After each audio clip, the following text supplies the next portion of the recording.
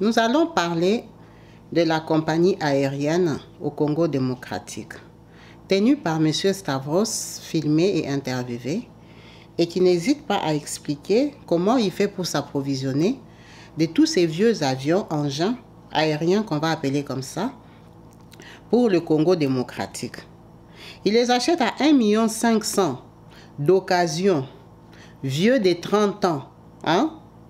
Au lieu de les acheter à 50 millions neufs comme tout le monde. En fait, c'est pour vous dire clairement que lui, il achète des avions d'occasion à 1,5 million. L'avion. Un avion qui a déjà volé 30 ans. C'est ce que lui, il achète pour la compagnie aérienne congolaise. Il vient avec à Kinshasa, il les retape et on les met en circulation. Ils sont retapés à Kinshasa dans des ateliers clandestins. Donc, ce n'est même pas un atelier officiel construit pour réparer les avions. Non, ce sont des ateliers clandestins. Les avions qu'il achète valent 50 millions en neuf. Donc, il n'achète même pas à 15 millions. Il achète à 1,5 million.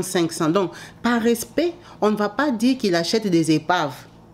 On ne va pas dire qu'il achète des pièces détachées. Non, on appelle ça quand même avion. Donc, avion jeté. 1,5 million. Il les achète. Il les fait venir jusqu'au Congo démocratique. Il les fait venir par bateau. S'il les fait venir, comment? Si quand même ces avions-là volent, je ne sais pas. Mais en tout cas, ils arrivent à Kinshasa. Et là, on les détache. Parce que là, les avions sont en pièces détachées, hein, comme vous pouvez les voir là. Et on les monte dans des ateliers clandestins. Il n'y a même pas un atelier officiel. Et c'est ça qu'on utilise pour tous les vols locaux. Vu qu'on n'a pas une société internationale de vols internationaux à ce jour. C'est ça les avions qui sont à notre disposition, en tout cas à la disposition du peuple congolais. On l'a interviewé, il a bien expliqué sa démarche. Pourquoi il le fait? Parce que en fait, il n'y a que ça qu'il peut faire. Il ne peut pas acheter des avions neufs parce que s'il achète des avions neufs ou que le Congo achète des avions neufs, ça ne sera pas possible, ils ne vont pas gagner d'argent parce que l'entretien est monté et descendu. Je vais vous le mettre. Vous allez l'écouter lui-même. Il s'explique, hein? Il n'a pas froid aux yeux. Il s'explique comment lui, il fait retaper ces avions-là dans un garage, dans un atelier tenu par un Portugais. Par un Portugais qui a des travailleurs congolais et sud-africains. Est-ce que vous vous rendez compte? C'est eux qui tiennent la compagnie aérienne congolaise. Si on va l'appeler comme ça, je ne sais pas qu'est-ce qu'il y a des Congolais dedans, à part les clients. À part les clients et le sol congolais. On va l'écouter et on va être scandalisés tous ensemble juste après sa vidéo. Il y a 1 an et demi, lors d'une enquête sur le marché des avions d'occasion, nous avions filmé ces Boeing 727 de Delta Airlines, vieux d'une trentaine d'années. Ce sont ces appareils que M. Stavros a achetés pour une bouchée de pain. 1,5 million de dollars pièce, alors qu'un appareil neuf de même type coûte aujourd'hui 50 millions de dollars. Si M. Stavros n'achète que des vieux avions, c'est selon lui à cause du coût des assurances. Si aujourd'hui, une compagnie belge aujourd'hui achète un avion à 100 millions d'euros, et nous achetons un avion à 100 millions d'euros, le nôtre est immatriculé ici au Congo, et le leur en Belgique. Et nous disons, écoutez, nous allons faire l'entretien de cet avion en France. Nous leur montrons le contrat, nous allons faire l'entretien en France et tout. Comme ça, il n'y a pas de suspicion en disant, ok, vous allez le faire ça, oui, à l'ombre des bananiers et tout ça, donc okay, nous allons le faire en France. Eh bien, malgré tout, nous devrons payer 10 millions d'euros d'assurance par an, alors que la même compagnie belge va payer 500 000. Donc là... Tout ça parce que vous êtes immatriculé au Congo. Au Congo, là, nous sommes disqualifiés. Donc de ce côté-là, c'est déloyal vis-à-vis de nous. Nous aussi, nous voudrions aussi accéder à ça. Non pas pour la sécurité, mais pour la rentabilité, c'est toi. Car le problème, c'est que l'entretien de ces vieux avions coûte tout de même très cher. Pour nous convaincre qu'il ne fait pas voler des avions poubelles, Stavros Papaioannou nous a ouvert ses ateliers. Une maintenance qui semble sérieuse, même s'il avoue sur le ton de la plaisanterie être à la tête de la moins pire des compagnies congolaises. Mais comment les autres assurent-elles leur maintenance? En fait, des ateliers plus ou moins clandestins sont cachés un peu partout dans l'aéroport. Juste en face du camp des Nations Unies, entre deux containers, une demi-douzaine de mécaniciens congolais et sud-africains. Un patron portugais. Nous filmons en caméra cachée ce moteur vieux de 40 ans posé sur quelques vieux pneus. Des pièces détachées d'occasion. Le bricolage fait froid dans le dos. Voilà, bonjour. L'entretien, c'est qui? C'est vous qui le faites vous-même? Oui, là on fait la réparation, là. Après on fait les essais moteurs. Et si tout va bien, demain on vole. Vous volez demain? Ouais, demain on vole. Cet avion censé voler le lendemain, le voici, plus loin sur le tarmac. Mais on nous soupçonne d'être en train de filmer. Nous ne sommes pas les bienvenus. Si je t'arrête avec cet appareil, je le prends. Ok? Ouais. Dégagez ici. Vous avez tous entendu les propos tenus par M. Stavros, communément appelé Papa Yohano. Pourquoi Papa Yohano, on ne sait pas. Peut-être parce qu'il est avec une Congolaise ou il a un enfant qui s'appelle Yohano ou c'est juste un surnom. Ça prouve que c'est un monsieur qui vit vraiment au Congo démocratique parce qu'il a même un nom congolais maintenant. C'est quelqu'un qui est intégré, qui habite là-bas, un homme d'affaires. Un homme d'affaires qui fait de très bonnes affaires. Vous avez entendu lui-même vous a expliqué comment il achète ses avions. Il achète des avions pourris, des avions jetés, des avions bricolés, des avions que lui-même racole en bas des arbres. Bon, lui il a dit c'est pas au bas des bananiers. Hein. Lui-même il a dit c'est pas au bas des bananiers, mais c'est dans des ateliers clandestins. Vous avez même vu que les caméramens ont voulu filmer les ateliers et c'est les Congolais qui les ont chassés parce qu'ils sont conscients que c'est du bricolage. Alors ce bricolage-là, je vous informe déjà que les prix des billets qu'on achète pour monter dans ces avions bricolés-là, ce n'est pas 50 €.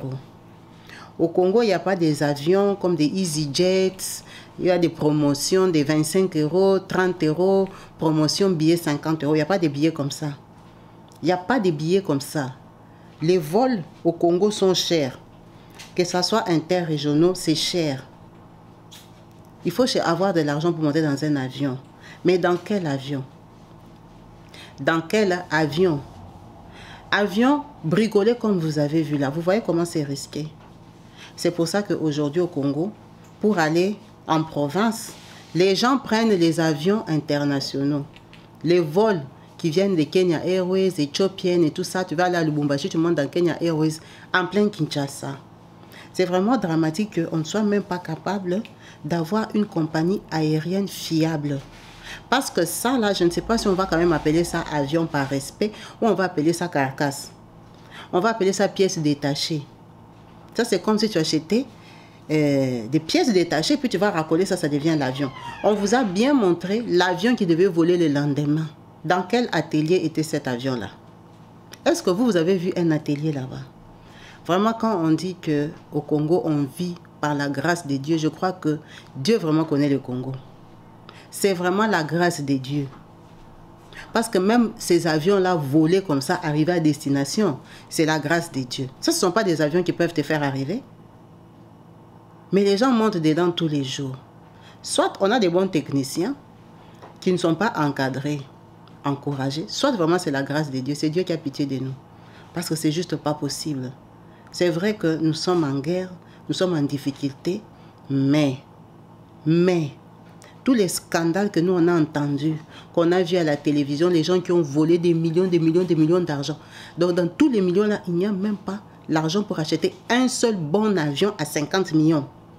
Dans tous les Congos, là, il n'y a pas 50 millions. Hein? Au Congo, il y a des politiciens qui eux-mêmes, personnellement, ils ont des 50 millions. Mais il n'y a pas 50 millions pour acheter un avion, même un seul correct, pour faire les navettes, pour assurer le déplacement de la population. Il faut qu'on laisse déjà à M. Stavros. Bon, pourquoi déjà c'est M. Stavros qui doit acheter les avions congolais? Donc au Congo là, il n'y a pas de Congolais qui ont 1,5 million. Pauvres 1,5 million. Beaucoup de Congolais ont 1,5 million. Beaucoup de Congolais ont 1,5 million. Donc eux, ils n'ont pas l'idée d'acheter même les avions que M. Stavros achète là. Donc, on a pris la compagnie, on a laissé à M. Stavros et son ami portugais. Son ami portugais, lui, il est venu ouvrir carrément l'atelier. Donc, on va appeler ça garage. Lui, il a ouvert les garages. L'autre va acheter les avions d'occasion pour les Congolais. Les peuples congolais, parfois aussi, hein, il faut se réveiller. Arrêtez. Il ne faut pas faire aussi exprès jusqu'à ce point. Donc, il n'y a pas un homme d'affaires, lui, qui peut aller acheter un avion même à 5 millions. Même à 10 millions. Meilleure qualité. Après, les avions tombent. Les gens importants tombent avec les avions. On perd des intellectuels. On perd des professeurs. On perd des médecins. On perd des gens instruits. Ils tombent avec les avions. Les avions racolés comme ça. Racolés dehors. Racolés sur les tarmacs perdus. Hein? On vous a même donné l'adresse. On vous a dit que c'est en face des bureaux des Nations Unies. Là-bas, de loin, dépasser l'aéroport. Donc vous allez penser seulement que c'est les Nations Unies. Alors que c'est là-bas qu'on arrange, on répare les avions dans lesquels vous allez monter, fremer, snapper. C'est vraiment horrible de savoir qu'on peut mettre la vie des gens en danger comme ça. Ça, c'est du bricolage. Bricolage. Heureusement que les Congolais prient quand ils montent dans les avions. Franchement, Dieu nous connaît. C'est vraiment par hasard que ces avions-là volent. Comment un avion ne coûte même pas 10% du prix de l'original? L'avion là, il coûte même pas 5 millions. Même pas 5 millions, il coûte 1,5 million. Imaginez un peu, c'est comme si tu pars acheter une caracasse. Imaginez un peu quand on achète les voitures, tu as juste besoin d'une pièce. On te vend toute une voiture à 1000 €. Parce que toi, tu as besoin d'une pièce, tu as besoin du moteur. C'est ce que ce monsieur fait maintenant avec les avions. Donc lui, il achète à 1,5 million un avion qui vaut 50 millions. Est-ce que vous vous rendez compte de la différence de la marge? C'est juste pas possible. Et il habite au Congo, il est libre. Bon, c'est lui au moins qui a ramené les avions. C'est son idée. C'est vraiment dramatique.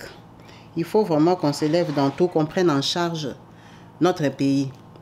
Ça, c'est se ridiculiser encore plus. Et il vous a expliqué tout ça pourquoi? À cause de l'immatriculation. Donc, les autres pays d'Afrique, là, ils n'ont pas le problème d'immatriculation. Le Kenya, là, c'est pas en Europe. Hein. Éthiopienne, c'est pas en Europe. C'est en Afrique. SA ou SA, là, le truc là, le sud-africain, là. C'est en Afrique, Afrique du Sud. C'est en Afrique comme nous. Pourquoi nous, on doit monter dans leurs avions? Donc, eux, ils ont l'immatriculation d'où? C'est pas l'immatriculation d'Afrique? Comment ça se fait qu'ils ont des avions, des gros Boeing, qui volent, qui vont jusqu'en Chine, qui vont... Nous, on n'a même pas un avion. Un seul, même pour venir à Bruxelles, ici en Belgique, il n'y en a pas. Et quand on part acheter chez M. Stavros. On part louer les avions de M. Stavros. Parce que ce sont ses avions. Lui, il a ramené ses avions. Il les répare, il les retape. Si toi, tu veux ouvrir ta compagnie, ta société aérienne, tu viens louer ses avions. Tu viens louer ses avions. C'est ça son business. Donc, comme il est là, il est riche. Il est millionnaire, M. Stavros, papa Yohano. Que Dieu continue seulement à nous venir en aide parce qu'il n'a pas le choix. Non, on ne lui a même pas donné le choix. On ne lui a pas donné le choix. Il doit seulement nous venir en aide parce que ça, c'est un autre niveau. C'est vraiment un autre niveau. N'hésitez pas à commenter au bas de la vidéo, à me dire ce que vous en pensez effectivement. Parce que c'est juste scandaleux, c'est décourageant.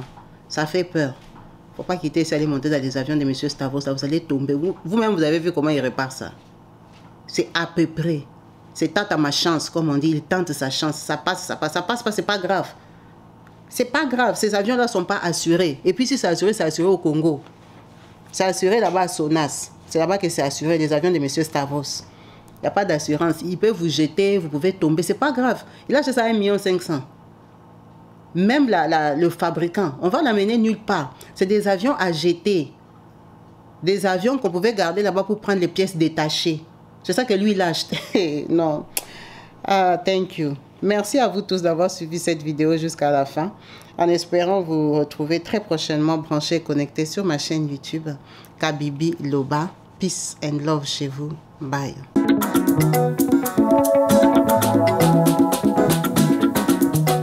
Partout dans le monde, sans exception, abonnez-vous sur la chaîne YouTube Kabibi Show TV. L'information en temps réel, temps réel.